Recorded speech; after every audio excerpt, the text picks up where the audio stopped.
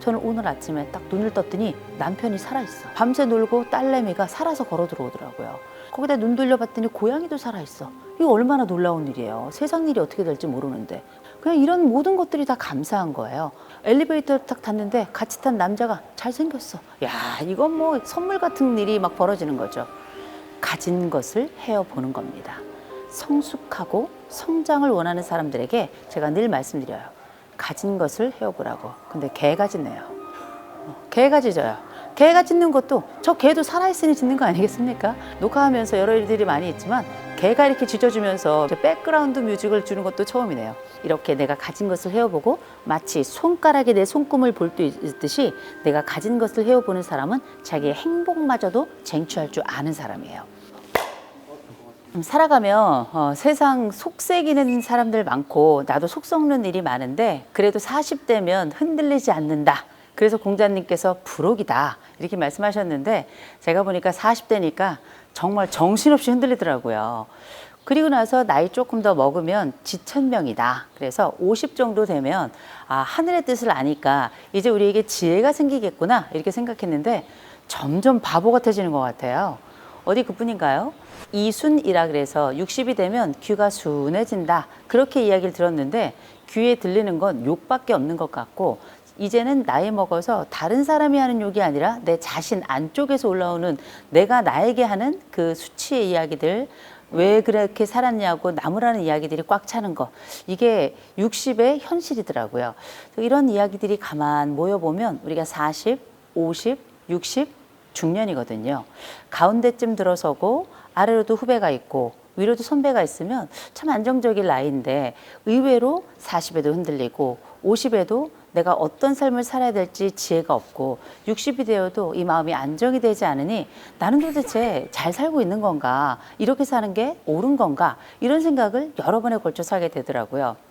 그래서 그런가 우리가 보통 50이다, 60이다 이야기는 많습니다만 어떻게 살아야 될지에 관련된 이야기가 정말 많이 나오고 최근에 이제 유튜브나 이런 여러 SNS를 중심으로 사람이 어떻게 살아야지 행복한가도 있지만 멀쩡히 잘 살 수 있는 방법에 대한 질문들이 많이 늘어나는 것도 사실인 것 같아요. 그래서 제가 어떻게 하는 게 좀 멋지게 또 괜찮게 또 의미 있게 사는 걸까 좀 고민을 해보다가 제일 중요한 게 뭘까 생각을 해보니까 제 생각엔 몸뚱이더라고요. 역시 중년은 아프니까 중년이다 이런 말 나오는 것처럼 기승전 몸뚱이가 아닌가 싶을 정도로 몸의 변화가 나타나는 게 중년이고 또 상황의 변화가 나타나는 게 또 중년이고 더 나아가서 우리가 알고 있는 마음의 변화도 가장 두드러지게 나타나는 게 중년이 아닌가 이런 생각이 들더라고요. 그러면 우리가 몸은 어떻게 관리하면 좋을까 이 고민을 우리가 중년에 해야 되는 이유가 있어요. 일단 아프니까 중년이다. 그만큼 몸의 변화가 많은 것도 있는데 또 한 가지는 실제 우리가 앞으로 죽지 않는 세상을 살게 되죠. 재수 없으면 200년 산다 그러잖아요. 근데 우리가 200년을 살던 500년을 살던 그보다 더한 세월을 살든지 간에 이 세월이 아프지 않고 내 나름 내 몸에 대한 컨트롤이 되면 문제가 되지 않습니다. 그런데 왠지 40부터 넘어지기 시작하고요. 50이 되면 달릴 용기가 생겨나지 않고 60이 되면 그때부터는 쩔뚝거리며 걷게 되는 거거든요. 그래서 어떻게 우리의 건강을 잘 관리할까가 굉장히 중요한데 이 건강에 대한 관심사가 늘어나는 이 인류를 우리가 트랜스휴먼이라고 부르죠. 트랜스 하면 바꾸다 이런 뜻이죠. 옛날에는 우리 도란스라는 게 있었어요. 그거 아세요? 알면 옛날 사람이에요. 이 도란스라고 하는 게 트랜스 110볼트에서 220볼트로 트랜스 바꾼다. 그래서 이걸 우리가 변환기 이렇게 부르는데 이 단어를 안다면 이 도란스라고 하는 게 이 트랜스란 말의 일본식 표현이구나라는 거 아마 아실 겁니다. 트랜스, 바꾸는 거예요. 휴먼, 인간, 사람의 몸을 바꾸어 가면서 무병장수를 꿈꾸는 인류, 이걸 우리가 트랜스휴먼이라고 하는데요. 그러니 인공관절 하죠. 우리가 신장도 바꿔요. 어디 그뿐인가요? 위장도 잘라내다 붙이고요. 간도 이식을 하고 또 폐도 이식을 하고 심장도 이식을 하고 뇌도 이식을 해요.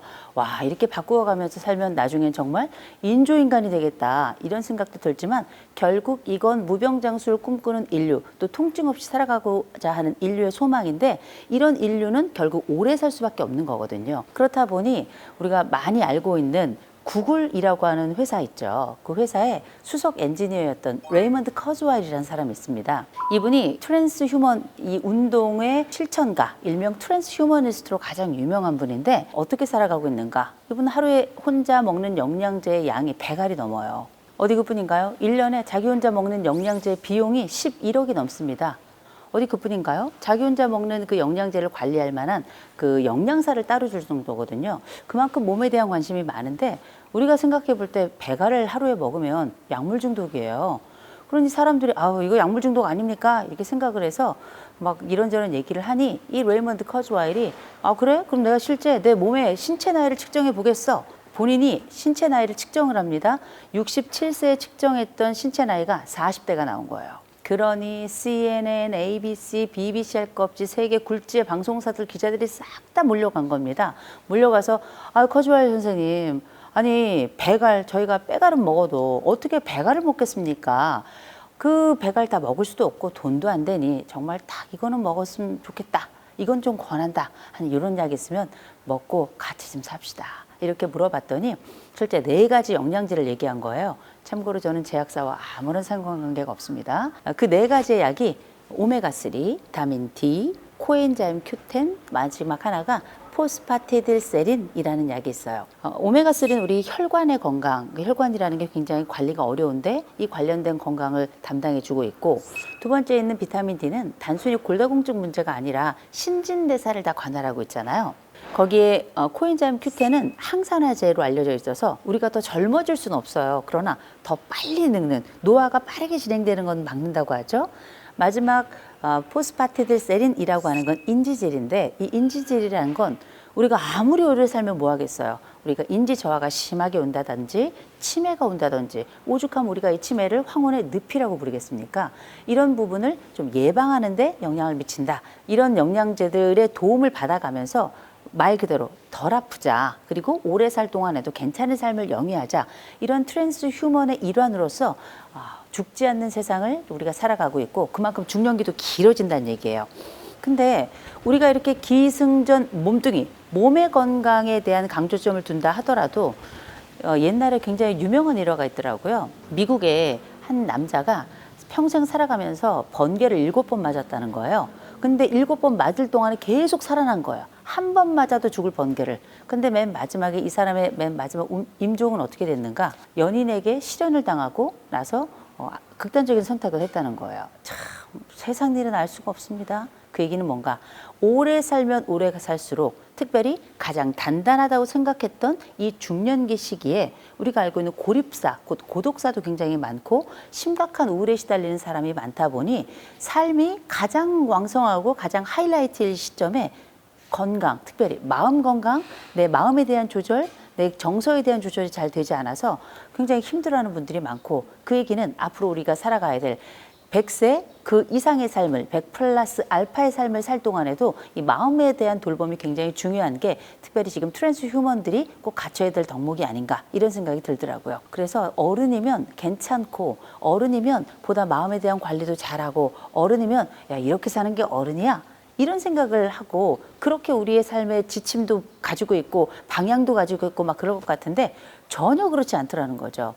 제가 좀 감히 말씀을 드리자면 전 인생을 살아가며 어른으로서 또 삶의 의미를 좀 찾고 싶다 하는 분들은 3가지 물건은 좀 가지고 있어야 된다고 생각을 해요. 그중에 가장 첫 번째가 시계고요. 2번째가 나침반이고 3번째가 지도입니다. 이 첫 번째 시계라고 하는 건 우리가 수많은 세계의 시계가 있지만 내 인생의 시간을 컨트롤할 시계는 내가 가지고 있어야 된다는 겁니다. 그래서 나에게 주어진 시간과 나에게 주어진 내 삶을 내가 자발적으로 또 자율적으로 또 독립적으로 내가 책정을 하고 거기에 맞춰서 시간을 이끌어가는 거죠. 근데 단순히 이걸 혼자만 나는 이렇게 한 달 계획하고 이렇게 석 달 계획하고 1년 계획하고 살아갈 거야 이렇게 할 것만이 아니라 이제 중년이 되고 위로 아래로 내 삶의 여러 나를 둘러싼 환경 중엔 나와 함께 살아가야 되는 사람들 같이 건강해야 될 사람들이 있거든요. 거기엔 가족도 있을 거고 친구도 있을 거고 그 밖에 우리가 새롭게 만날 사람들도 있을 텐데 그 사람들에게 이야기하는 거죠. 난 이렇게 공부하고 있어. 난 이렇게 내 인생을 계획하고 있어. 난 이렇게 살아가고 있어. 이런 계획을 가지고 있어. 알려야 됩니다.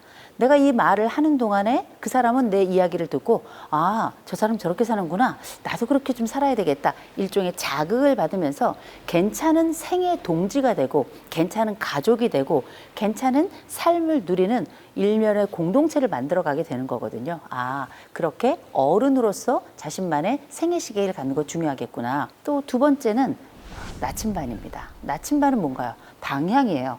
이 방향이 끝이 어떻게 될지 아무도 알 수 없지만 그 엔딩을 알 수 없지만 이 방향이 맞다 싶으면 그 방향으로 주먹 쥐고 뚜벅뚜벅 걸어가는 겁니다. 근데 그 방향 중에는 누군가 내 생애 가치를 거기다 두는 거죠. 그래서 어떤 사람은 나는 계속 배우면서 이 가치를 만들어가고 실현할 거야. 어떤 사람은 난 종교적 가치가 있어. 이 종교적 가치를 따라서 갈 거야. 여러 가지 내가 방향을 가져가는 게 있을 텐데 이런 내가 바라보는 방향이 있는 것만으로도 사람이 가지고 있는 삶의 의미는 굉장히 늘어나는 거거든요. 집안에서 참 이 어른 노릇이 어렵거든요. 어른 노릇 어려울 때 제가 참 고리타분한 얘기를 하는데 그 중에 하나가 가훈이에요. 가훈. 아, 이게 웬일입니까? 21세기에. 요즘 애들한테 니네 집 가훈이 뭐냐 이렇게 이야기하면 1인 1닭 이렇게 얘기하거든요. 1인당 한 마리 닭이다 이렇게 얘기하는데 참 중년을 산다는 거, 또 동시에 어른으로 산다는 것, 또 집안에 수장으로 또 살아간다는 게 쉽지 않은데 그건 어떤 방향을 향해 가는 하나의 거대한 리더십 그 지도자의 역할을 또 해나가야 되는 건데 이게 수월치 않은. 그래서 우리가 흔히 가훈이라고 하는 건 집안에서 어른들이 좀 꼭 갖췄으면 하는 정목 중에 하나예요. 그래서 우리 집은 이걸로 살아. 우리 집은 이런 가훈이 있어. 그냥 막 정하지 마시고 가족들과 함께 투표하셔가지고 10만 원 거세요. 아주 벌떼같이 달려들 겁니다. 그렇게 우리 집안에 방향, 동시에 우리 인생의 방향도 같이 한번 정해보면 좋을 것 같다라는 생각이 들고요. 마지막 세 번째가 지도인데요. 우리가 인생 정글에 미친 듯이 길을 잃었습니다. 넘어지고 자빠지고 쓰러지고 흔들리고 누구 하나 일으켜주지 않고 그 시점에 우리에게 지도 같은 게 하나 있었으면 얼마나 좋았을까. 덜 힘들었을 텐데 그 미러와 같은 삶 속에서 쉽게 좀 빠져나왔을 텐데 그런 게 우리에게는 없었단 말이에요. 그런 순간에 지금 나에게 지도가 있는가? 지금도 지도가 없어요. 중년이 됐는데도 불구하고. 나이를 더 먹으면 지도가 있을까요? 전 그때도 없을 거라고 생각해요. 그러니 사람들이 끊임없이 누군가 그 지도를 가지고 있을 거라 생각하고 찾아가고 계속 뭔가를 듣고 뭔가 의미를 찾는 듯 내 지도를 찾아가고 있는 거거든요. 그럴 때 저는 두 가지 지도를 좀 권합니다. 하나는 마음 지도가 있고요.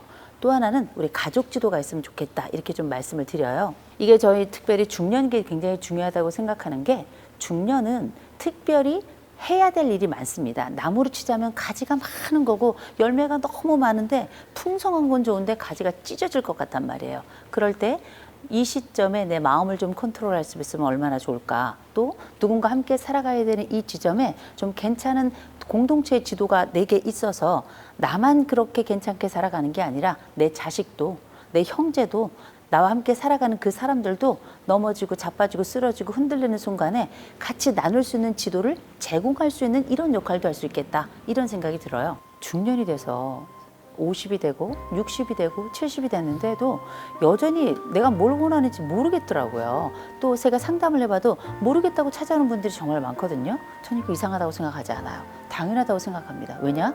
그렇게 모르는 걸 찾아가면서 그렇게 내 인생 지도를 또 만들어 가는 거거든요. 누구든지 태어날 때부터 현자가 어디 있겠어요. 누구든지 태어날 때부터 다 안다 말할 수 있는 사람이 누가 있겠습니까? 모르는 길을 지혜롭게 찾아가는 자가 저는 어른이라고 생각해요. 그러면 내가 흔들리지 않고 비교적 내 스트레스에 잘 반응하면서 그렇게 인생을 살아갈 때 내가 쓸만한 내 마음지도 어떤 게 있을까? 한 가지 스트레스 상황이 딱 던져졌을 때 나타났을 때 한 가지 해법만 있다 생각하는 걸 우리가 인지적 경직성이 있다 이렇게 설명을 합니다. 이것 말고도 B라는 방법, C라는 방법, D라는 방법도 있을 수 있어 이렇게 생각하는 걸 인지적 유연성이 있다 이렇게 이야기를 해요.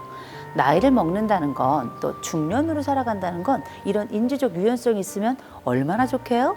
이걸 우리가 대안이 있는 삶이다라고 이야기할 수 있을 것 같아요. 대안이 있다는 것만으로도 너무너무 안심이 되잖아요. 그럼 이렇게 우리가 내 마음을 조절하고 내 자신을 조절할 수 있을 만한, 그래서 내 스스로가 나를 환대할 수 있을 만한 그런 마음의 지도는 어떤 게 있을까? 한 7가지 제안을 드릴 텐데, 여러분이 가지고 있는 지도랑 두루두루 섞어서, 골고루 섞어서 필요하다 싶을 때 대안을 가지고 적절히 쓰시면 될 것 같아요.